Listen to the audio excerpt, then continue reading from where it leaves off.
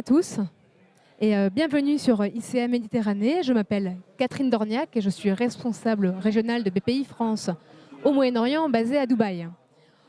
Aujourd'hui, nous allons parler pendant les 35 minutes que nous aurons ensemble de RSE.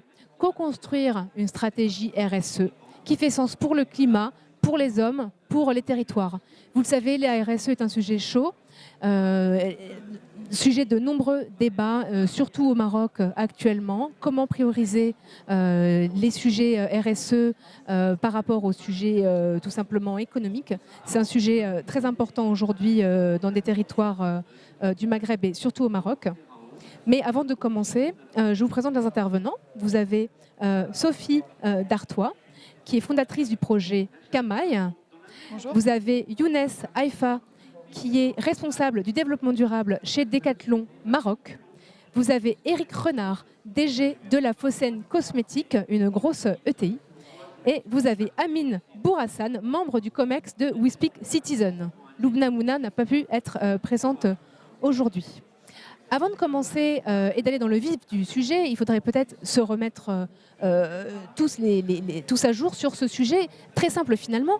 Qu'est-ce que la RSE? Sophie, est-ce que vous auriez des éléments à nous apporter? Oui, alors tout simplement pour reprendre la définition, la RSE c'est la responsabilité sociétale des entreprises, c'est l'intégration volontaire des entreprises des enjeux sociaux et environnementaux dans leurs activités en prenant soin des relations avec l'ensemble des parties prenantes. Et finalement, c'est la contribution des entreprises aux enjeux de développement durable.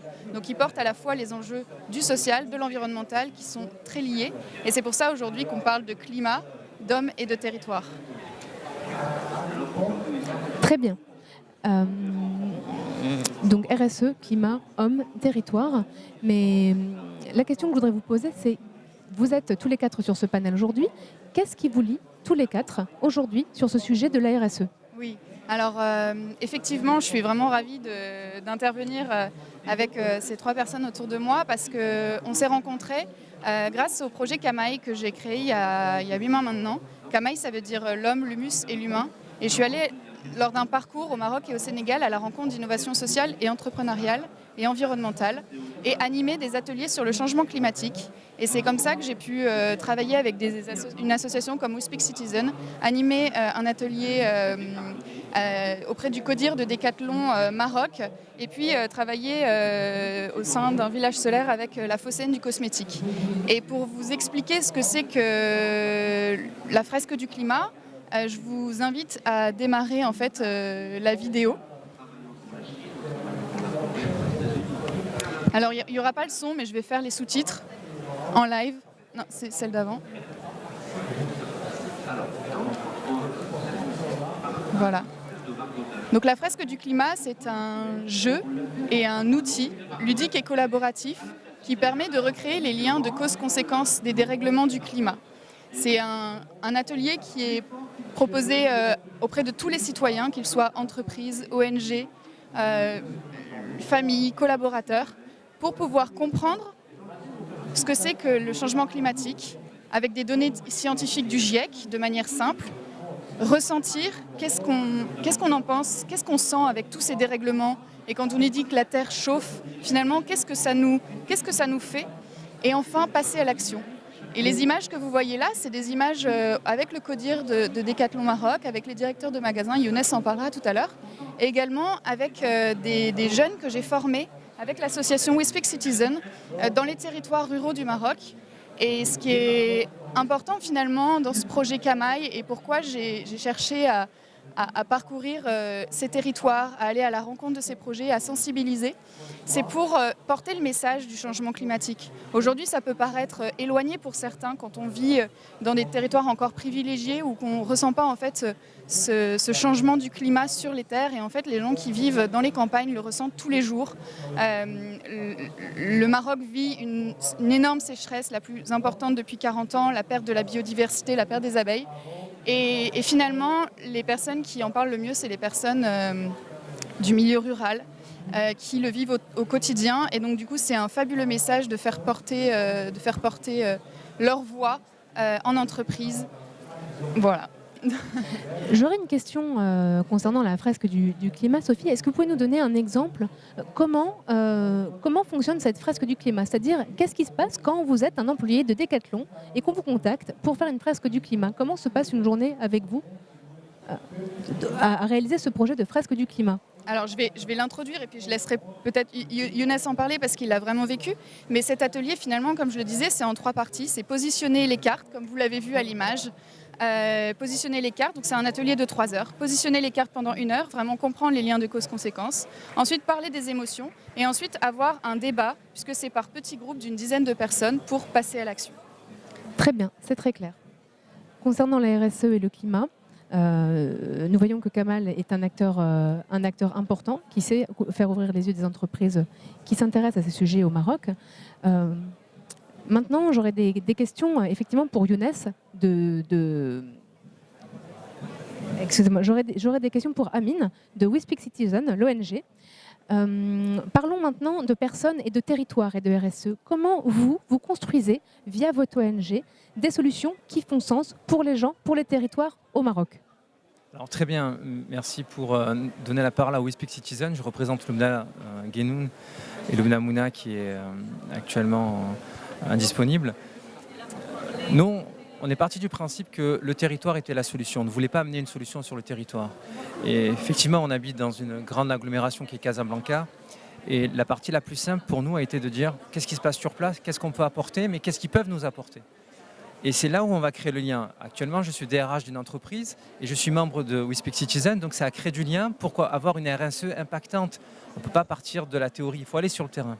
Et lorsqu'on était sur le territoire, on s'est rendu compte qu'il y avait beaucoup d'acteurs qui avaient des projets, mais qui manquaient d'outils, qui manquaient parfois de solutions, qui manquaient parfois également de soutien pour pouvoir déployer leurs projets, avoir des financements. Donc sur place, dans les territoires, dans la vallée de Aïd Ben Haddou, dans la vallée de Skoura, dans la région de Ouarzazate, on s'est rendu compte qu'on pouvait être impactant, tout simplement en partant de très petits. Avoir en tête qu'on peut réussir en faisant des petits projets, des auto-entrepreneurs et également des coopératives. Et c'est comme ça qu'on a pu créer 60 projets jusqu'à présent avec une coopérative qui aujourd'hui réalise du chiffre d'affaires, a permis aussi d'éviter un exode rural. Et enfin, qui nous a permis de donner de la matière et ensuite au niveau des villes, au niveau des centres urbains pour qu'on puisse également être dans le concret, parce que la RSE aujourd'hui, c'est vraiment, on a peur que ce soit une innovation conceptuelle pour faire beau, pour faire joli, mais lorsqu'on a des cas concrets de réalisation, on peut se dire à nos entreprises, voilà, je suis membre d'une ONG, je suis également acteur d'une entreprise, je peux diffuser ce mindset au sein de l'entreprise et inversement retourner sur place et me retrouver une source d'inspiration. C'est un cercle vertueux qui peut s'installer et je pense que l'exemple de Decathlon qui a été donné ou d'autres exemples peuvent très bien en témoigner. Très bien, très clair. Donc, à ce que je comprends, pour une solution RSE qui fonctionne, de votre point de vue, Amine, c'est une approche grassroots qu'il faut apporter, aller dans les territoires, comprendre les gens, comprendre les parties prenantes, plutôt que de construire des solutions RSE faites depuis le siège, depuis la France, depuis Casablanca. Depuis les années 70, on est d'accord que les industrialisations clés en main ne fonctionnent pas. Et ça fonctionne aussi pour les petits territoires, pour les petites solutions. Absolument. Il faut aller sur place et co-construire avec eux, parce que finalement, ce sont eux les acteurs. Ils connaissent très bien les difficultés, ils savent lire entre les lignes. Et enfin, il y a quelque chose, je vais vous donner un exemple. Le droit coutumier, ça nous échappe totalement. Nous, on dépend du droit classique. Mais sur place, vous avez un droit coutumier, vous avez le sage du village qui va ordonner, qui va soutenir, qui va parfois faire veto. Et si vous n'avez pas tous ces éléments dans votre stratégie d'approche, vous ne réussirez pas. Et enfin, si on arrive, nous, en conquérant, en disant « arrêtez, nous avons nos solutions, écoutez-nous », pareil, ça va peut-être marcher les premiers jours, mais ensuite on va se prendre un mur. C'est pour ça qu'il faut aller crescendo avec beaucoup d'humilité. Encore une fois, lorsque moi je vais sur place et je déploie des formations, parce que ça passe par de la formation, ça passe par des moyens financiers, ça passe par de la logistique, il faut partir du principe que nous allons ressortir transformés à notre retour. Voilà, c'est ça. La RSE, c'est vraiment c'est comme un boomerang. Vous l'envoyez, mais attendez-vous à le recevoir. Si vous l'envoyez mal, il va vous faire mal. Si vous l'envoyez avec toutes les précautions, avec la bienveillance et avec de l'authenticité, parce qu'on a beaucoup de comiques qui interviennent dans la RSE, c'est une évidence, parce que c'est des effets d'annonce, mais on a aussi beaucoup de projets sérieux. La fresque du climat, c'est concret, on le touche, on arrive à le voir, on le sent et ça fonctionne. We Speak Citizen veut déployer avec les parties prenantes des solutions qui fonctionnent, qui ont de l'impact. Ok, très clair. Pour que ce sujet de la RSE soit encore plus concret pour nous tous, je vais demander à Younes de Decathlon, une société que vous connaissez tous, comment Decathlon s'en est sorti pour effectivement proposer des solutions RSE qui font sens et qui ont été adoptées par les parties prenantes. Younes, c'est à vous. Donc si vous permettez, je vais me mettre debout. Alors bonjour à tous, je suis très content d'être là parmi vous aujourd'hui. Alors mon témoignage aujourd'hui, ça sera autour de la stratégie de développement durable de Decathlon Maroc. Donc comme vous savez très bien, mieux que moi, Decathlon est une entreprise qui existe sur le marché international depuis plus que 40 ans. Une entreprise qui a une mission mais aussi un sens. Notre mission, qui concerne 100% des décathloniens et décathloniennes du monde, c'est de rendre le plaisir et les bienfaits du sport accessibles à tous. Ça marche? Et nous avons un sens qui est très très fort, c'est être utile aux gens et à leur planète. Et je pense que c'est notre intérêt commun, notre point commun qui fait l'objet de cette réunion. Donc pour Decathlon, être utile aux gens et à la planète, c'est le fait de rendre possible le fait de vendre l'occasion et de donner une deuxième vie aux produits et que des millions de produits abandonnés connaissent une deuxième vie. Pour nous, être utile aux gens et à la planète, c'est le fait de mettre l'éco-conception au cœur de notre activité et produire des produits éco-responsables et que des millions de bouteilles de plastique connaissent une deuxième vie. Pour nous, être utile aux gens et à la planète, c'est le fait de sensibiliser, former et aussi encourager nos clients à nettoyer leurs lieux de pratique de sport et rendre des millions de places avec un nouveau air et des places propres. Donc c'est la raison pour laquelle Decathlon, au niveau international, a travaillé en 2022 sur 3 enjeux stratégiques. Ce qu'on appelle en interne les 3 P. Donc le premier P, c'est le P profit, c'est évident. Donc on est entreprise, garantir la performance économique, c'est une nécessité pour assurer la continuité et la pérennité de l'entreprise. Le deuxième P, c'est le P planète, c'est le vivier et la pépinière humaine avec laquelle on partage nos 4 valeurs, mais aussi avec laquelle on va rendre le sport accessible à tous, avec un deal gagnant-gagnant. Et le P planète, voilà, donc, qui est une responsabilité, surtout dans ce contexte national et international, avec les problèmes climatiques, la dégradation de la biodiversité. Donc agir en tant qu'entreprise est une nécessité, est une responsabilité. C'est la raison pour laquelle cette année, et localement chez Decathlon Maroc, nous avons décidé de travailler sur 6 stratégies. Très bien. Donc la première stratégie, c'est adapter notre système de management à l'enjeu développement durable. C'est très important de s'adapter par rapport à ce contexte et nous avons mis à jour tous les fiches métiers de nos collaborateurs en intégrant la responsabilité développement durable ainsi des indicateurs de performance pour évaluer la création de valeur environnementale, mensuelle, semestrielle et annuelle. Nous avons aussi travaillé sur la sensibilisation, d'abord par des e-learning, mais aussi à travers le fait de rajouter la fresque du climat, qui est un super moyen qui sensibilise d'une manière très forte et qui engage nos collaborateurs à faire des gestes éco-responsables au quotidien. Notre deuxième stratégie, c'est collecter de la donnée fiable, parce qu'on ne peut pas animer un sujet sans mesurer. Et pour nous, quand on parle environnement, l'indicateur de performance clé et majeur et capital, c'est l'émission CO2. C'est très important de mesurer notre geste, que ce soit dans la production, la logistique ou le retail, et avoir de l'information fiable pour mesurer notre avancement et réduire de plus en plus notre émission CO2. Communiquer, sensibiliser, c'est très important. C'est communiquer en interne, mais aussi en externe, en organisant des événements, en organisant des collaborations avec des associations, avec l'environnement extérieur pour agir localement et toucher le maximum des personnes.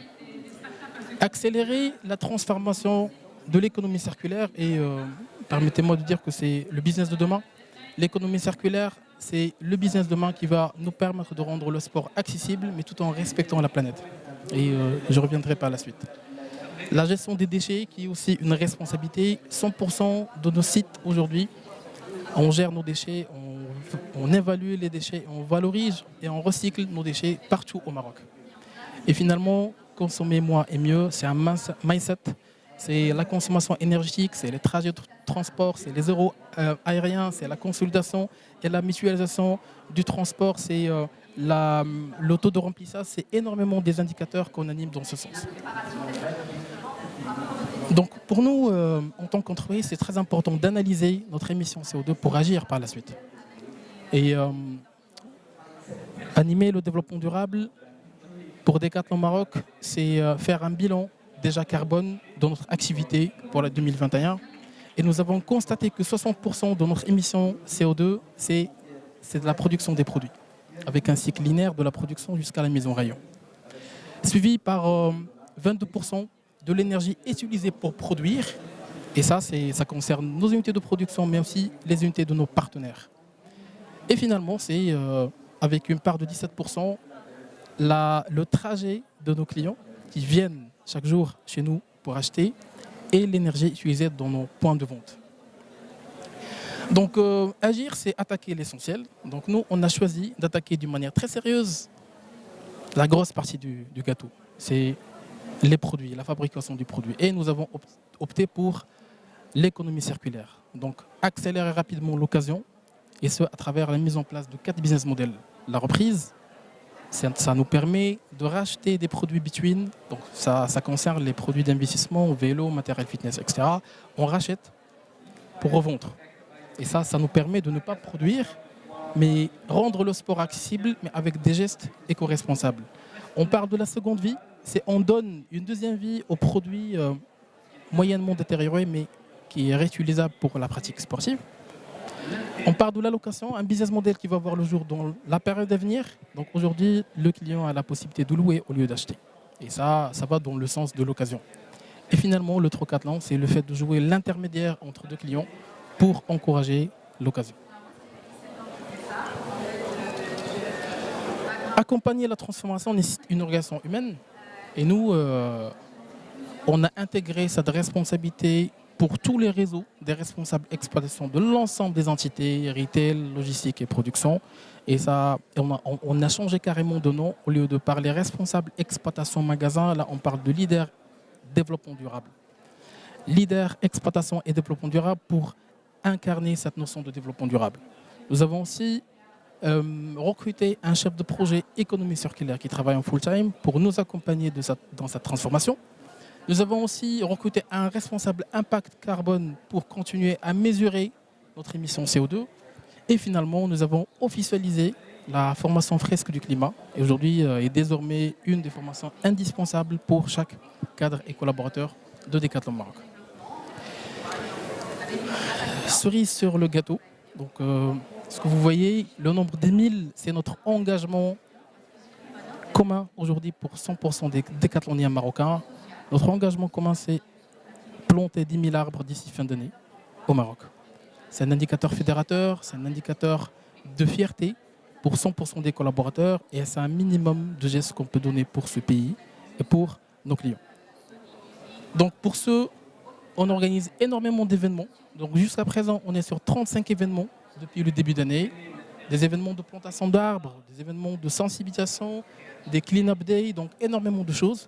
Et on va continuer dans ce sens parce qu'on estime que nous avons la responsabilité pour réussir ce changement et réussir cette conduite de changement au niveau Maroc.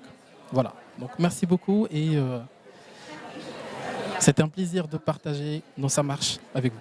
Merci Younes pour cette présentation très complète. Moi, je retiens plusieurs choses des actions de Decathlon au Maroc. Premièrement, c'est que Decathlon, pour mettre en place la stratégie de RSE, s'est appuyé finalement sur son identité qui est très forte, l'identité du sport, et l'a fait découler dans toute son ADN. Donc ça, c'est ce que j'ai compris, c'est que le bureau de RSE de Decathlon, c'est pas un petit bureau qui est séparé du bureau BizDev.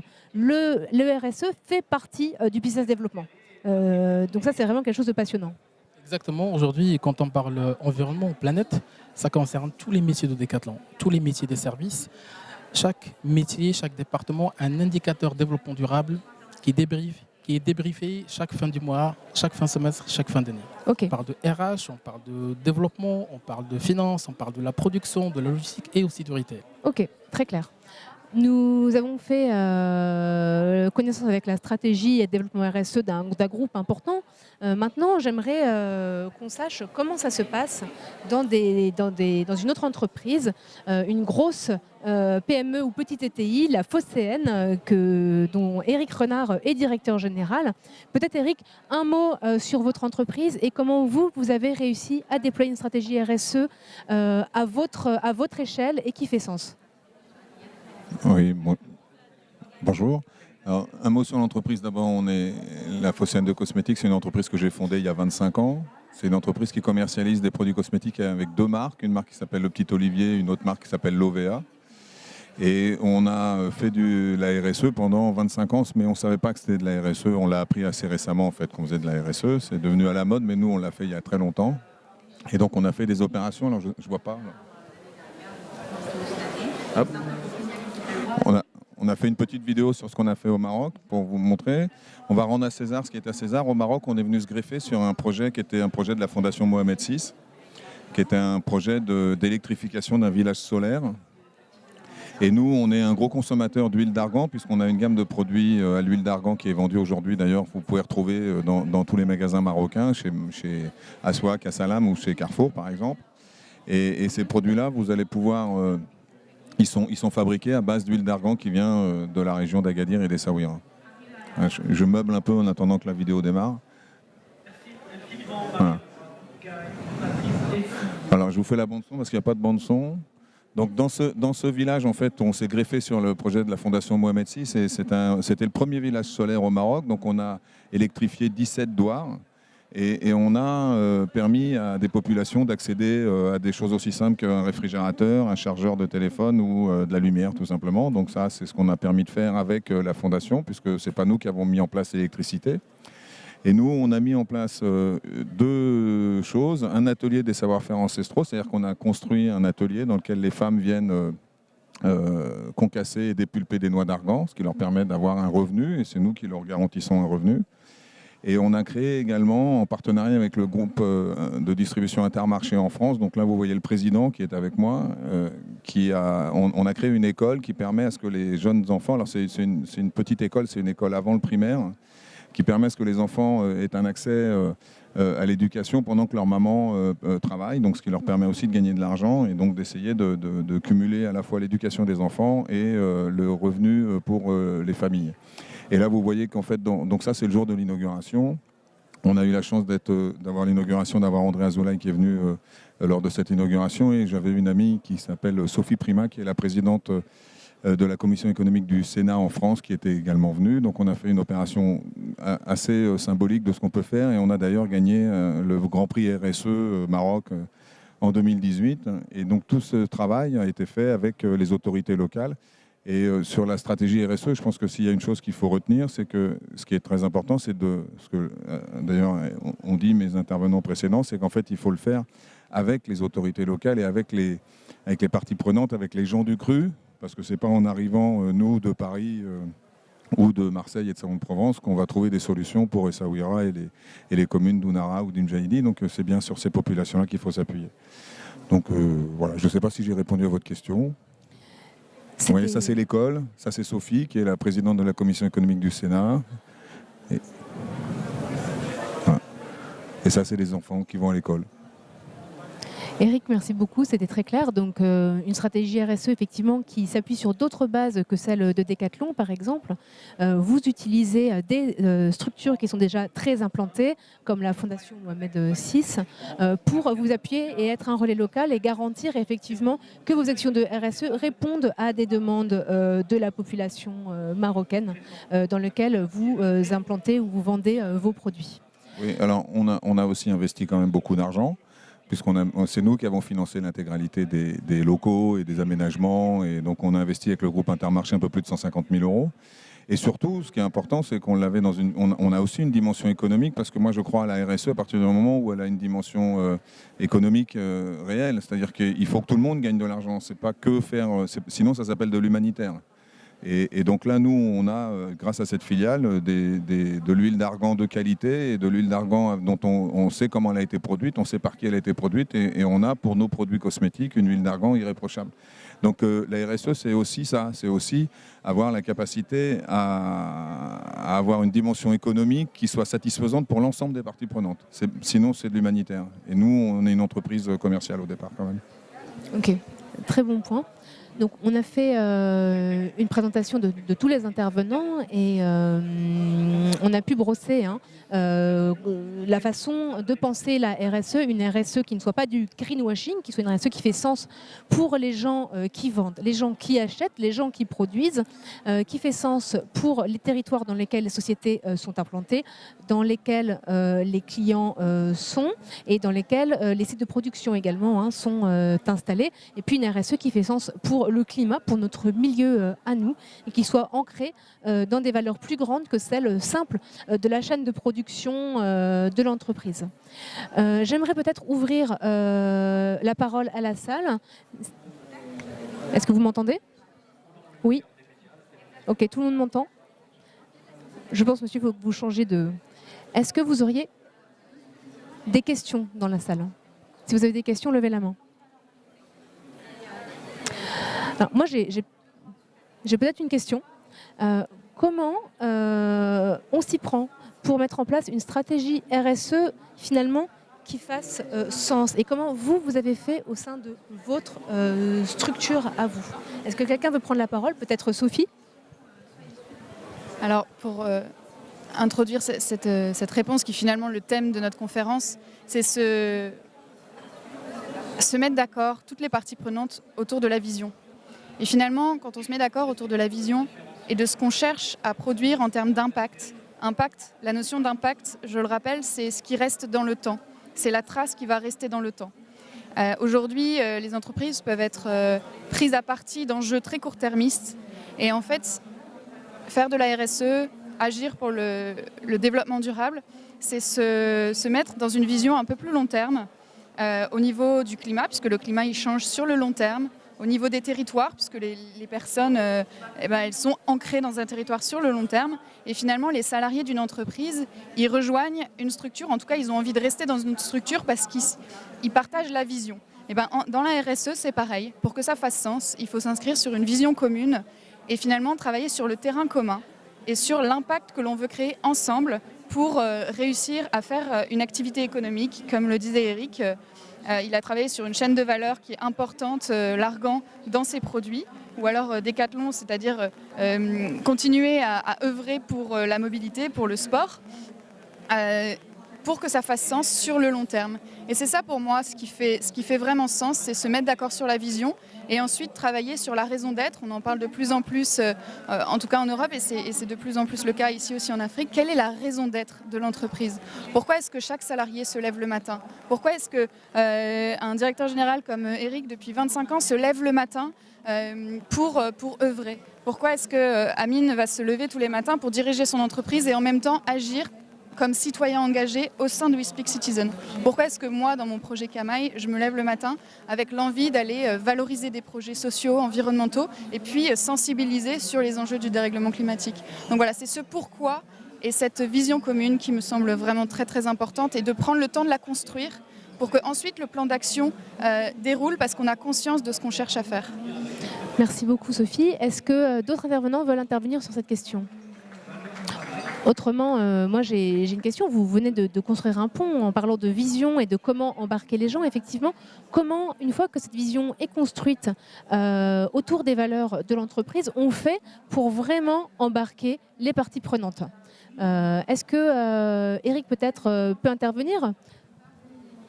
Je ne suis pas tout à fait sûr d'avoir compris la question. Les parties prenantes, c'est les parties qui interviennent autour du projet RSE, ou nos salariés, ou l'ensemble? En fait, ça va être l'ensemble, mais effectivement, comment faire en sorte que ça marche? Alors, quelle est la recette, les points clés pour qu'un projet RSE, ça marche? Alors, au sein de notre entreprise et de la Phocéenne de cosmétiques, moi je suis le président fondateur et c'est moi qui porte la RSE. Et je pense que c'est très important que la RSE soit portée par les personnes les plus importantes de l'entreprise, parce que sinon c'est nous qui allons, enfin c'est moi en l'occurrence, qui va aller donner l'impulsion et qui va aller pousser les collaborateurs. Il va y avoir un attachement à partir du moment où c'est fait par la direction générale. Ce qu'il ne faut pas, c'est que ce soit fait effectivement par une direction de la communication, par exemple, qui a été fait pendant très longues années, où on a dit que c'était la communication qui devait faire de la RSE. C'est une énorme connerie, ça ne fonctionne pas, parce qu'en fait, c'est pas de la communication de la RSE. Donc ça, c'est le premier point. Et après, en ce qui concerne le fonctionnement des opérations en elles-mêmes, je crois que je vais redire ce que j'ai déjà dit. Il faut énormément s'appuyer sur les locaux. Nous, on s'est appuyé sur les autorités locales, on s'est appuyé sur la province, le gouverneur, la mairie. Donc on ne peut pas le faire contre, il faut le faire avec, évidemment.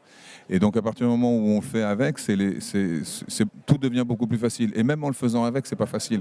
Donc, mais ça devient plus facile. Donc je crois que la solution, c'est déjà de faire œuvre commune et ensuite de porter un message qui doit être porté par la partie la direction générale de l'entreprise. Si ce n'est pas porté par la direction générale de l'entreprise et s'il n'y a pas une vocation dans l'entreprise, s'il n'y a pas une vision RSE de l'entreprise, ça s'appelle de la communication et c'est pas ce que j'ai envie de faire en tout cas. Ok, très clair Eric.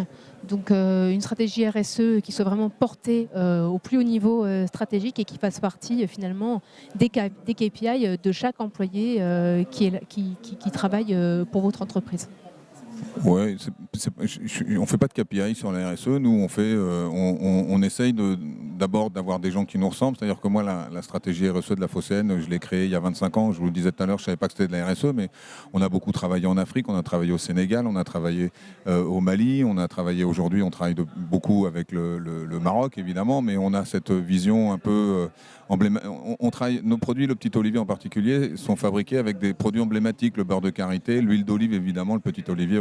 On a nos propres champs d'olivier en France, donc on fabrique notre propre huile d'olive, l'huile d'argan, mais aussi sur la gamme Lovea, on a du monoeil, donc on travaille avec des matières premières emblématiques.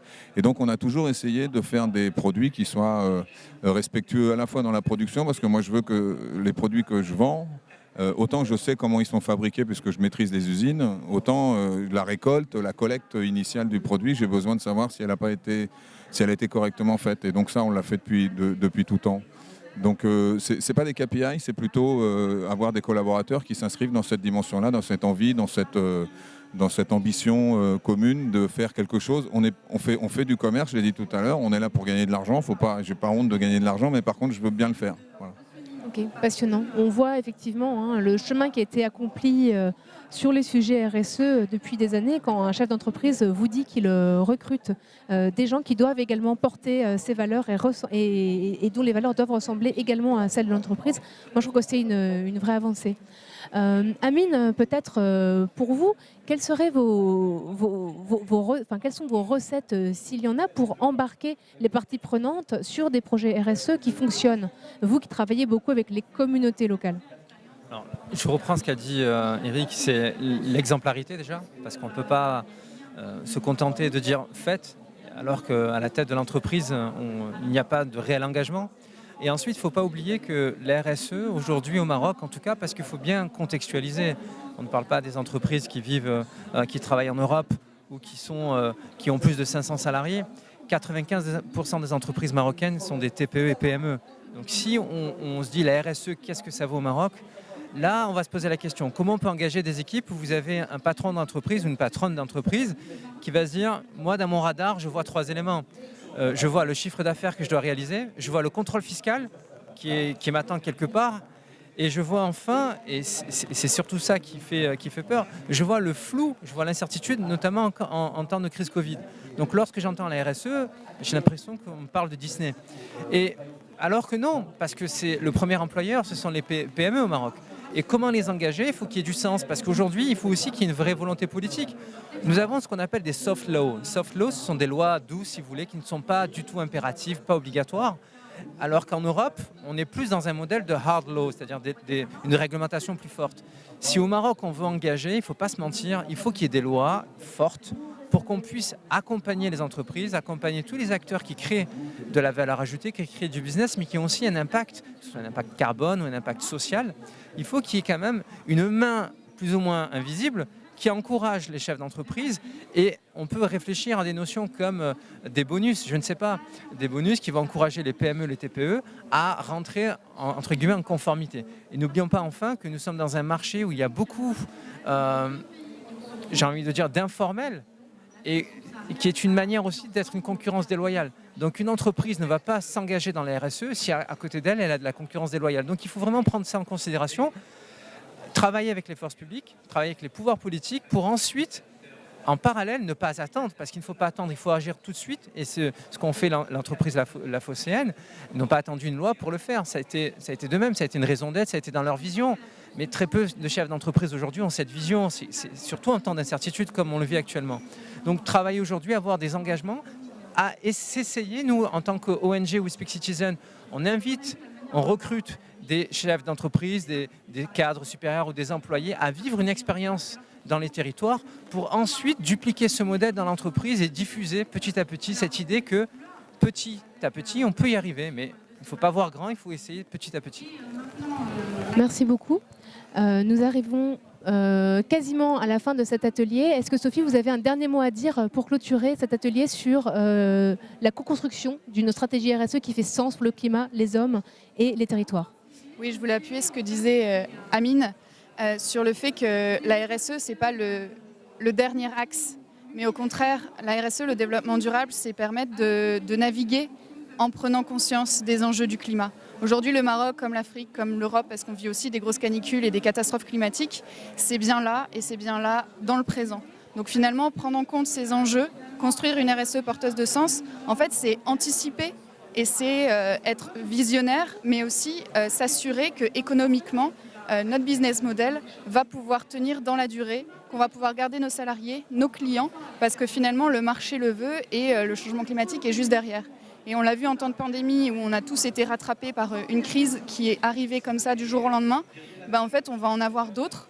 Et donc, du coup, prendre en considération depuis la tête de l'entreprise et dans toutes ses activités, ces enjeux est absolument essentiel. Merci beaucoup Sophie, merci à tous. C'est la fin de cet atelier sur la RSE et la co-construction d'une structure, d'une stratégie qui fait sens. Merci infiniment à tous les intervenants qui nous ont éclairés. Merci Sophie, merci Younes, merci Eric, merci Amine.